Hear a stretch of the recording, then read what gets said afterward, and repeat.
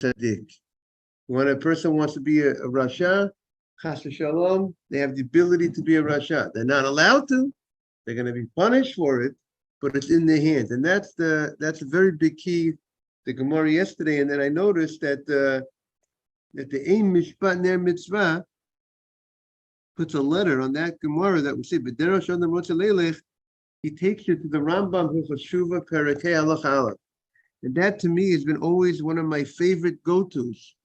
If you would ask me which Rambam is one of the most favorite Rambams that I personally like to quote, is this Rambam of Hilchos Shuva Perekei Vav and Zayin, where he talks about every person has the ability to be a chacham, to be wise in Torah, to be foolish in Torah. Every person has the ability to be a tzaddik or a rasha. The Rambam says you could be a tzaddik like Moshe Rabbeinu. That's the Rambam. It's an unbelievable Rambam. The idea of bechira chofshit, that it's in your hands. Everybody is in your hands, and therefore it's the job of the parents, the grandparents, to train their children, because based on their training, they can decide what they're going to be. That's going to help create them be who they're going to be. You want a person to be a great person, be a tzaddik. If you train them, hopefully that will help them make the right decision to be a tzaddik. So that's the derash adam rotza leilech. The way you want to go, Molichan Rasa Hashem is going to help you go that way, guide you that way, but He's going to guide you in your choice, the way you want. Therefore, it's in your hands, and therefore the Rambam says that it's not predetermined what a person is going to be, because if it will be predetermined what a person will be, how could Hashem ever punish somebody for anything they do wrong if it was predetermined what they're going to be? Therefore, and Hashem left it up to us. That's how He created. The Rambam says the same way God creates certain things of nature. Let's say He says that water goes down and other things happen, how the world turns, so to speak. That's how Hashem made a certain nature. That's how Hashem made a person. Hashem made a person with the ability to choose to do great things and to do bad things. That's up to the person. I think we lost Mike on the deal over here. Okay, hopefully he'll be back very soon. So that's the Gemara that we had yesterday. Today, we're going to talk about a new piece of Gemara, getting back to the Ari Mikla. Right. Every person has the ability to work on his desires. And the Rambam says, good morning, Dr. Navid. The Rambam says he has the ability to train himself to be in his midot. The Rambam says to be a merciful person, a kind person, a generous person. All those midot is also something that's in the person's hands, in his ability. Mike was on, and it looks like we lost. You have Mike's number? If you wanted to ask him if he's having difficulty, what did you say? Yeah. So that's up to the person, and I think we need to realize today we're living in a society that has this mentality that people are predetermined. You're on, yes. That people are predetermined what type of person I'm going to be. It's not true. It's up to me. I have the ability. Every person has certain desires. It's up to me to be, to control my desires. Now, I think there are a lot of people in this world. What they do is they feed their desires, and they make their desires, and that's what's happening today. And people who have televisions in the house, and they allow their children, they expose their children to the television. What's happening today is that every television show has, it has people on the television that are not proper characters for the people, not proper, they don't live, they're doing things that the lifestyle that they're living is not Torah lifestyle, and they're promoting things that are not Torah lifestyle every show. and kids are watching it. And these are aroma, and then but then they also become, and then they're feeding. So what's happening is they're feeding desires, they're creating appetite to the people, and therefore the people are growing up to have an appetite for certain things that are not in sync with Torah, against Torah. So they're feeding those desires. Okay, let's continue. And I think parents are very foolish because they want to use the television as the babysitter, but they're ruining the children by exposing them to what's on the television.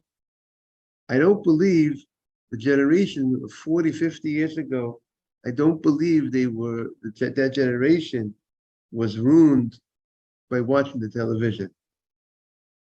But this generation today is being ruined through watching the television. That is what's happening today. Something new phenomenon. But again, it's the choice of the people. Do they want to do they? No one's forcing anybody to watch the television, but that's what people are doing. They're signing themselves up for that. Okay. Amar Rav Huna. We're about 5-6 lines into the wide lines. Amar Rav Huna. Rav Huna says the following. We're back to discussion regarding Ori Miklat. Okay, Mike says he's entered the room. I want to get him back. Okay. So Rav Huna says, Rotzeach Shagola Le'im Miklat. Rotzeach, Mike, we welcome back. So Rav Huna says, Rotzeach, we have to see if the Dr. Navid, you have it? We're on Yunam base, 10b, in the wide lines, about 6 lines in the wide lines. 2, 4, 6, the middle of the line. Rotzeach Shegala Le'im Miklat. A guy who killed unintentionally. We still call the Rotzeach. He's a murderer, but he was a murderer unintentionally. And he went to Im Miklat. So Rashi says, what does it mean? He Gola Im Miklat. Rashi says that he was on the way to the Im Miklat. He was traveling to going to the city of refuge. Not that he's in the city of refuge. But if he reached the city of refuge and the Goel Hadam, the close relative, kills him, we would say over there that the Goel Hadam is chayav, it would be obligated death for killing him while the guy was in the Ir Miklat, was in the city of refuge. Rather, the guy is on the road to the city of refuge. The Chazon Ish says it's referring to even right after, even if it was he never went to court yet. He just committed the murder, and now he's running to the Ir Miklat. That's one case of the Gemara, and it would seem the other case of the Gemara is talking about after the court says he obligated exile, and he's on the road, and he's on the way to running back. He's going back to the Ir HaMiklat. Now, by the way, I saw that who is the Goel Hadam? Who has the right to kill the? When we talk about the Goel Hadam, avenging the blood of his relative, who is this Goel Hadam? So the Chazon Ish says it's any of the, there are 7 relatives.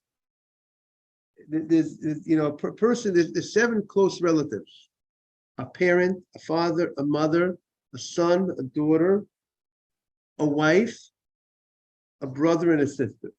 Those are 7 relatives. Those are the 7 relatives that a Kohen, that a Kohen could make himself tamei to. Even though a Kohen is not allowed to make himself tamei, but if any of these 7 relatives pass away, the Kohen, Muni Akiva, has a mitzvah to make himself tamei, to involve himself in the funeral of these 7 close relatives. So the Chazon Ish says, Muni Ariel, what do you say? Someone's a Kohen, right? A Kohen in general is not allowed to make himself tamei.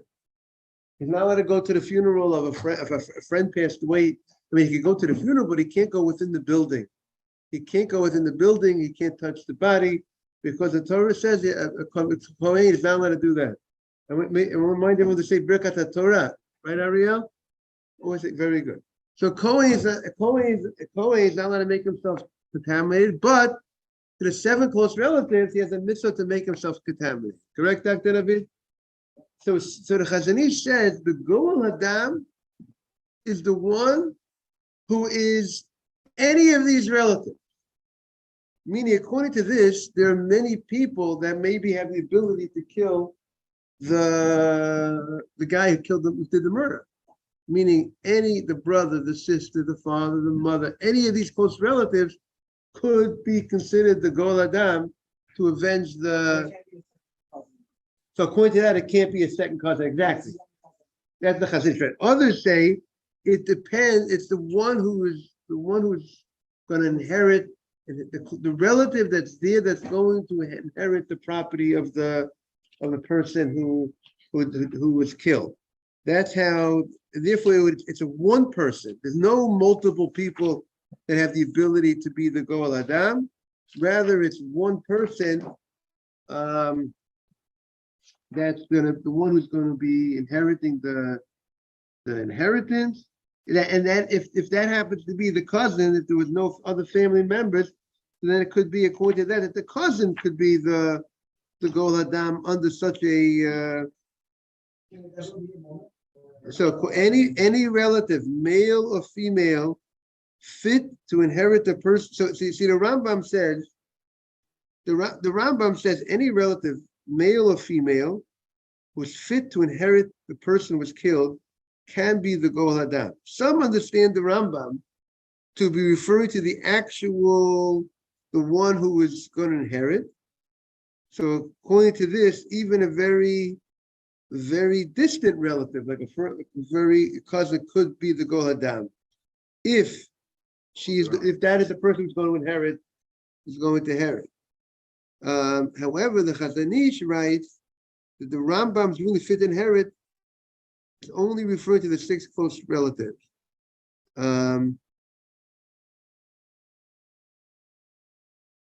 These are all considered. These are considered the people. Only one of these 6 may act as a Goel Hadam. Right, but there's 7 close relatives, but at any time there's only 6. There's 7 close relatives. At any time one of these 7 got killed, the other 6 are the ones who. Good morning. Welcome back, Jaime. Good morning. Can't hear you. Thank you, Rabbi. Good to be back. Yes, good to see you. Okay, so we're learning. We have a new piece of Gemara we're on now. We just started on Yudam Beis on 10b. On 10b, we are in the English. We're 10b2 on the left side. 10b2 left side middle paragraph. Amar Rav Huna. Morning, Morris. Good to see you back. Amar Rav Huna. Rav Huna says the following. Jaime, you'll tell me when you have it. Everyone have it? Ariel? 10b2. Very good.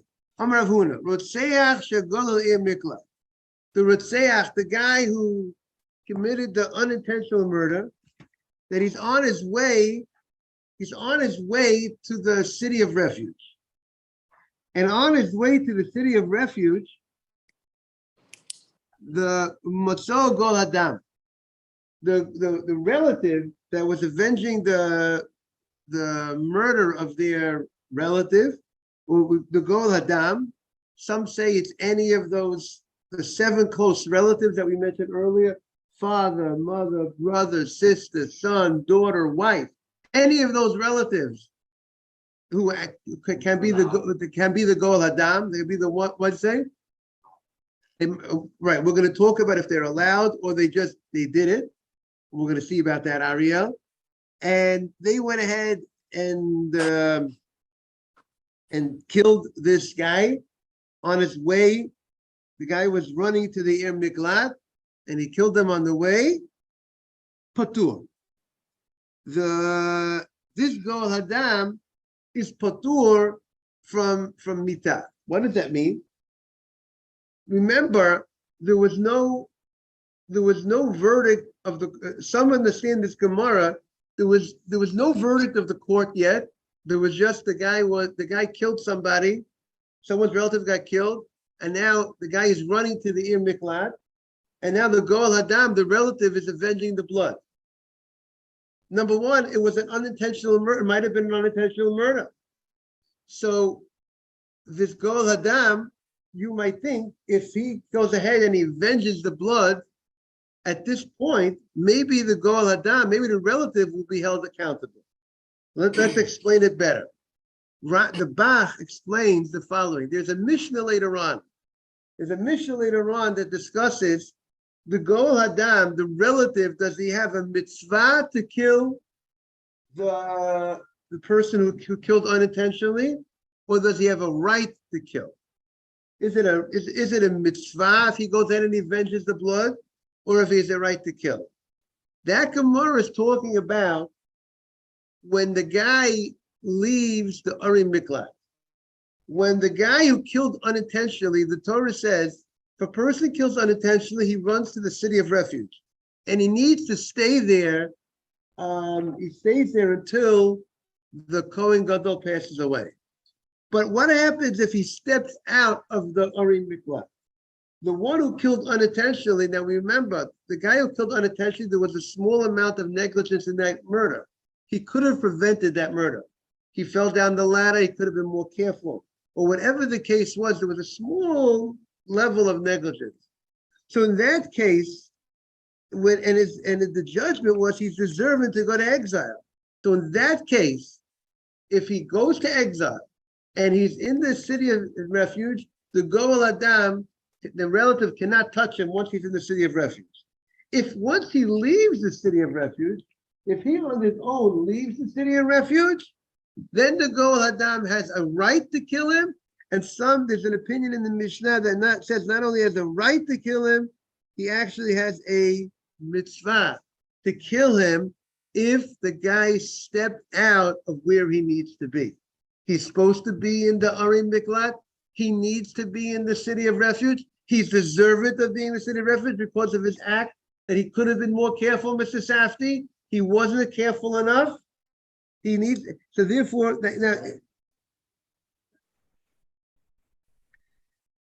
does that make it? I mean, it gives again. So maybe again, the fact that he did this, he could have been more careful. So he needs to. He has a punishment on him that he needs to be in the city of Miklat. If he's not following the rules and he's leaving the city of Miklat, so there is an opinion that says there's a mitzvah. That's not the halacha.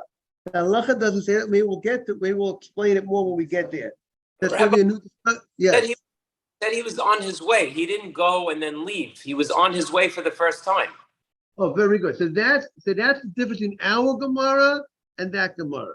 Because the question, our Gemara, as Jaime said, is talking about he's not there yet. He didn't go to the city of exile and he left the city of exile. He's on his way to the city of exile. So that's what I'm saying? Ratzech is the murderer. So therefore, that's how the Bach explains the difference between our Gemara and the Mishnah later on. Our Gemara has a discussion. Our Gemara that we're going to be learning now is the following question. If the guy is going to the city of Miklat, he didn't reach there yet. It's not that he was there and he left. He disobeyed his, like a guy was sent to jail, or a guy has house arrest. And a guy is on the house arrest is not allowed to leave that place.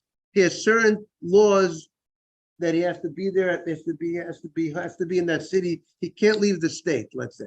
And he leaves the state. He didn't follow, he's been punished. He didn't follow.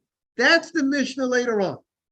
That's how the Bach explains. The Mishnah later on is a guy who didn't follow the sentencing properly. He was supposed to remain in the city of exile, right, Morris? And he left. There's a discussion that maybe you have a mitzvah to kill him, the Goel Adam, or maybe the Goel Adam has a right to kill him, no mitzvah, a right.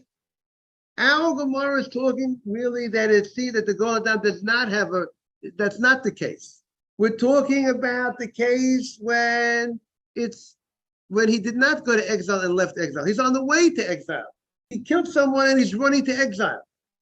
And really, in that case, the Goel Hadam should not kill him. In the case when he just killed somebody and he's running to exile, it's asur. It's forbidden for the Goel Hadam to kill him. There was no verdict of the court that he's even obligated to exile. Maybe he's not even obligated to exile. At that point, the Goel Hadam is forbidden to kill him. But the question is, if he went ahead and he killed him, would the Goel Hadam be off the hook? Or would we say that we would act, if we would warn the Goel Hadam and say, don't touch him, and he doesn't listen, and we say, don't kill him, and he kills him, would we kill the Goel Hadam? Would we kill the relative for killing this person prematurely or not? That is the discussion of our Gemara. Again, our Gemara is the murder just took place. The guy is running to the city of refuge. The Goel Hadam goes after him, and he shouldn't be going after him. It's premature. If the guy left the city of refuge, he has a right to go after him. But if the guy never reached the city of refuge yet, does the Goel Hadam, if the Goel Hadam kills him, would we actually punish the Goel Hadam, that relative? So that you're right with the halachas, like Dr. Navid. Right. Right. But it could be you're running to very good, Dr. Navid. It could be you're running to the city of refuge because you're dealing with someone whose mind is not clear, who's acting irrational. Meaning, even though he has no right to kill, we got to run there because the guy is hot-headed, as the pasuk says. Ki yachem levavo, he's hot.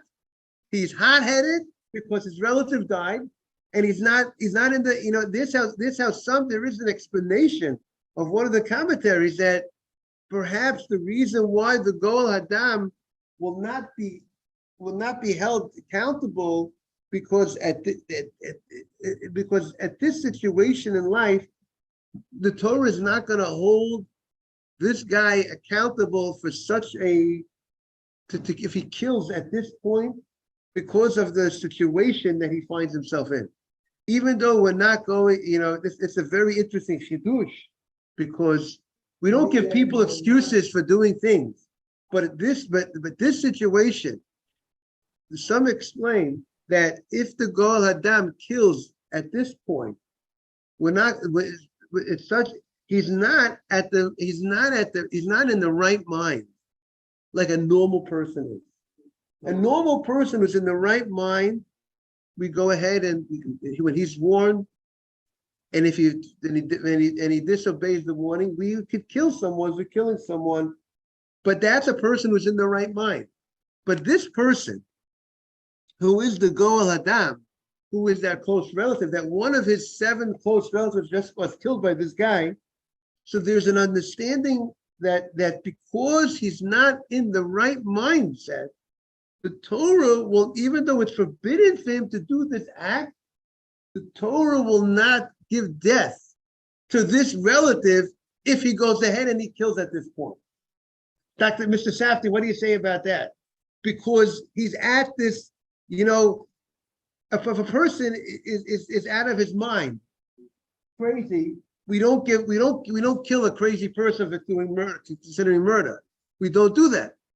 So in a certain sense, this guy, how some understand, the understanding of this halacha is that guy is not in his right mind. And therefore we can't kill him for this type of act. That's how some explain. You hear that, Ariel? Now,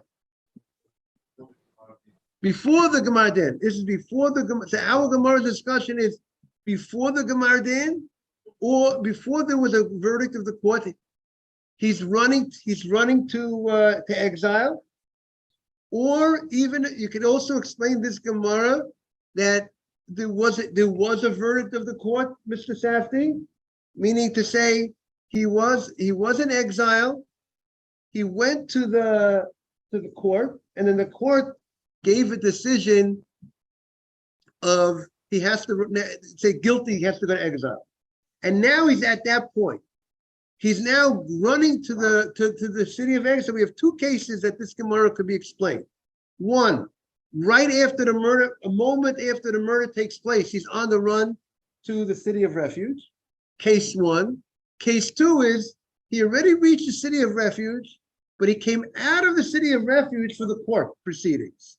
And now the court decided that he's obligated exile, and now he's running to exile. So at that point, if the Goel Hadam would go ahead and kill him, would the Goel Hadam be held responsible? Meaning, because the guy, the murderer, didn't violate any of the restrictions of the court. The court told him to go to exile, he's running to exile. Or he just murdered someone and he's running to exile. If he violated his sentencing, that he was in the city of exile and then he left the city of exile, you know what, and he was supposed to stay there till the Kohen Gadol died. Then he violated the terms of the agreement, and then he's subject to death. That's not what Al Gemara is talking about. We're not talking about when the guy violated the terms of his sentencing. Morris, am I clear? Am I clear? We're talking about the guy didn't do anything. The murderer didn't. The only thing he did wrong was the unintentional murder, but he didn't do anything else wrong. He's running to the city of exile, whether it's right after the murder or right after the sentencing, he's running. Then the Goel Hadam kills him. And really, the Goel Hadam shouldn't kill him. For sure, it's definitely forbidden for the Goel Hadam to kill him right after the murder took place, because who says it was even unintentional? It might have been a total accident. So now we have opinions that say, it's amazing, we're going to have opinions that say that the Goel Hadam the relative could be killed. Welcome back, good morning, how are you? We have opinions that say that the relative could be killed for doing it for committing the murder at such a point. That the Goel Hadam is premature, he had no right, and he can be killed if he killed at that point. Good morning, Yosef Tzadik. Yes. After the court sentences to exile, he's running to exile. Good morning, Mike. At that point, he should also refrain. We're going to send 2 Torah scholars. What do we do with the guy? The guy has sentenced to exile, right? Killed someone unintentionally. We're back in the Gemara Makkos. The guy killed someone unintentionally. He's obligated exile. So what do? On the way to exile, we send 2 Torah scholars to accompany the guy to exile. And why do we send 2 Torah scholars? Because we want them to convince the relative who might want to avenge the blood of their relative.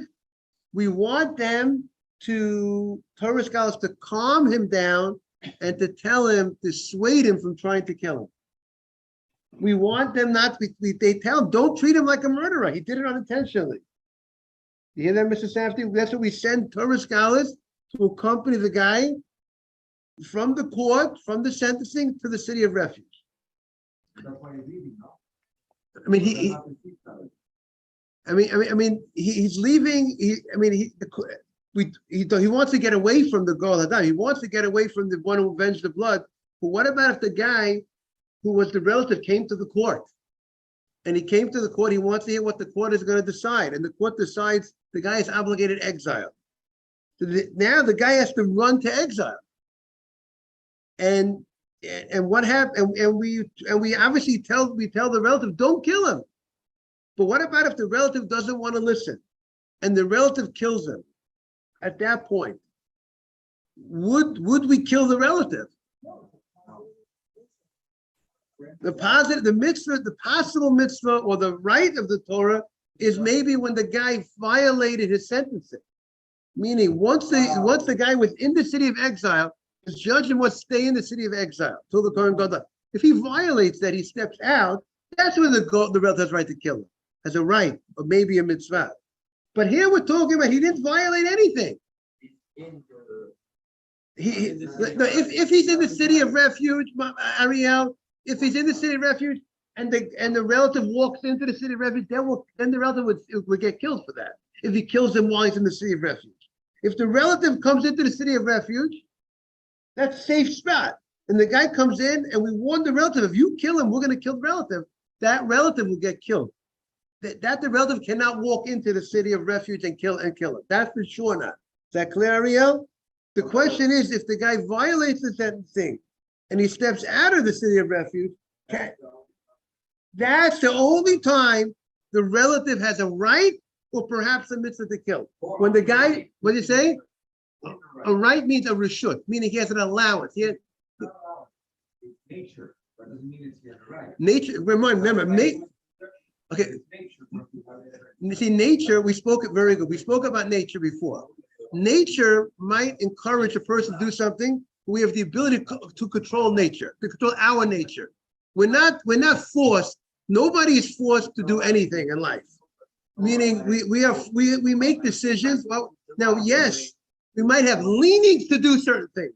We might have desires to do certain things. We create desires sometimes, but circumstances create situations for ourselves. But at the end of the day, we make the decision.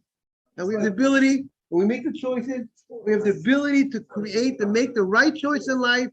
Sometimes we are challenged by difficult situations that make it much more difficult for us to make the right choice in life.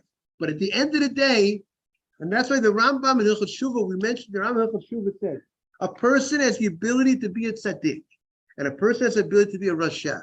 It's in their hands. It's their choice in life. The fact that you're sitting here today is your choice. You were not predetermined that you should be here, the Rambam says. Spirituality is your choice. Jaime is on his choice. Yosef is on his choice. You made a decision. It's your hands. That's why you'll be rewarded for making the great choices in life. That's why people who make the wrong choice, the Torah says there's punishment for that. Why is there punishment for the wrong choice? Because that was you made that choice. You made that decision.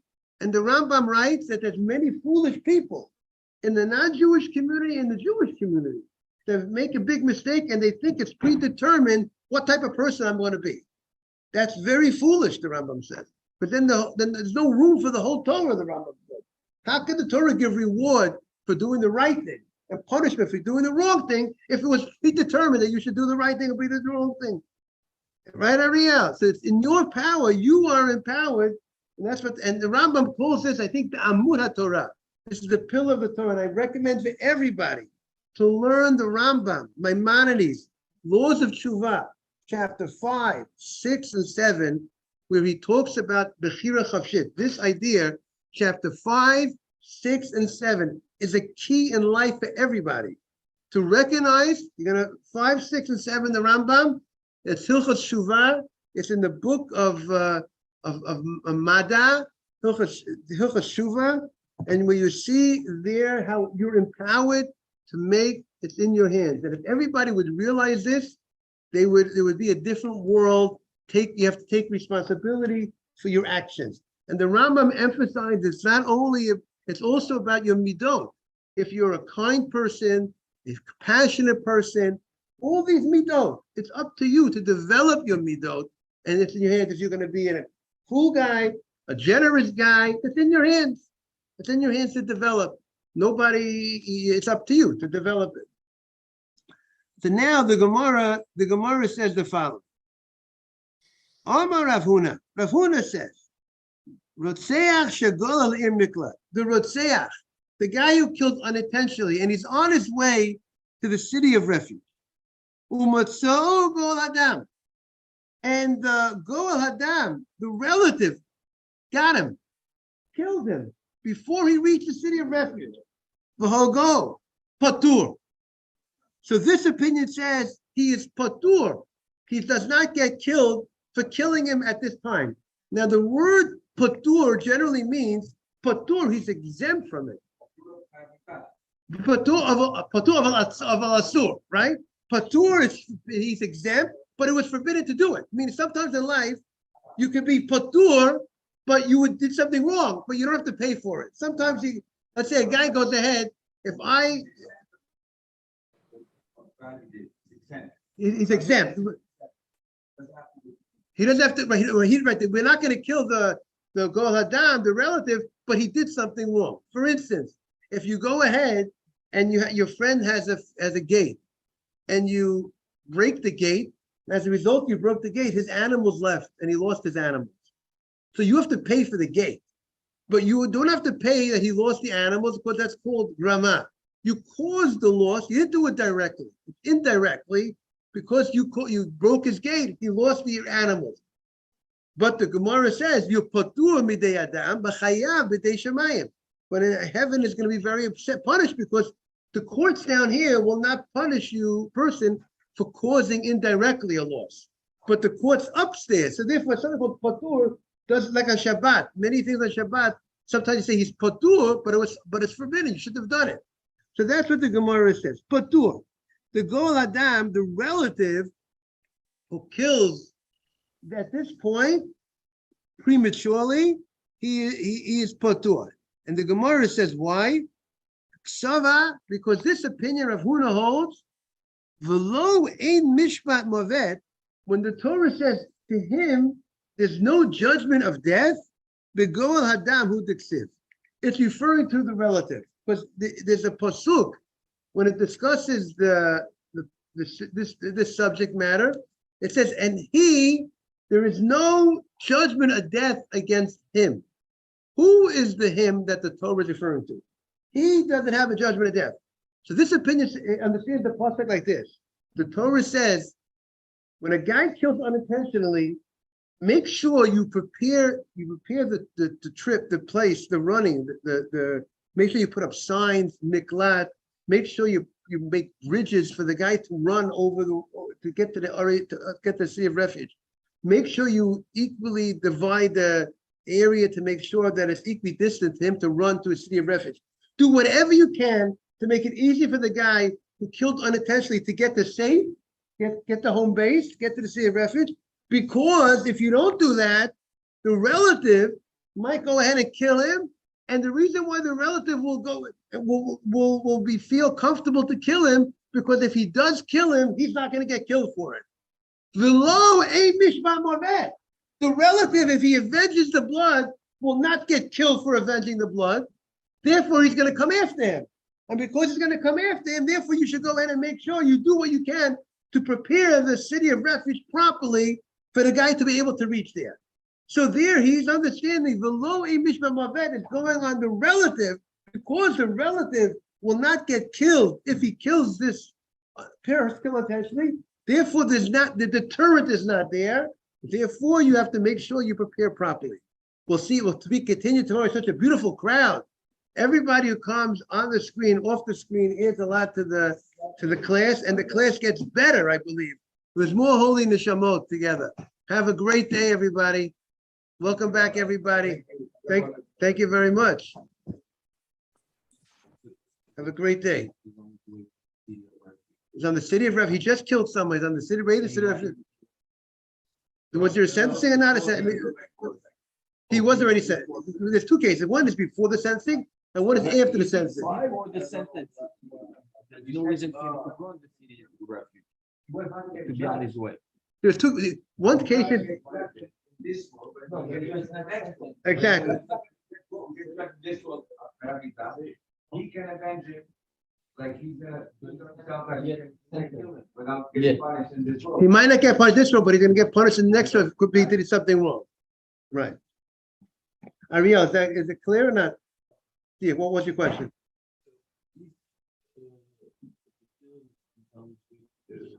See a refuge. Right. That's what we're talking about. On the way through it. And now the relative should not kill him. You should not do it. Because he killed unintentionally. Yeah. So why should he kill him? Because he killed unintentionally. The relative should kill him. But if he patur means, but if he did it, he's patur. Meaning patur in this world. Meaning if he did it, right? The court down here won't kill him for it. Meaning the relative shouldn't kill the relative for killing this guy. Oh, That's the new Gemara we're having today. Now we're taking a different turn. We're taking, right? Now we're taking Shabbat, and here we're even taking a new point. We're saying that maybe there's an opinion in the Gemara that says that if the Goel Adam kills at this point, maybe there's an opinion that says he's subject to death. The only time the Goel Adam has the right to kill is when the guy violates his terms of sentencing. Wow. When he leaves the city of refuge. So he said when he's on his way to the city of refuge, he's with two family. Right. No. He said, Right. He's on the way. So now whatever. So till now we always learned if the Goel Adam kills him, we're not going to kill the Goel Adam. Now we have someone else has a different opinion. Thank you.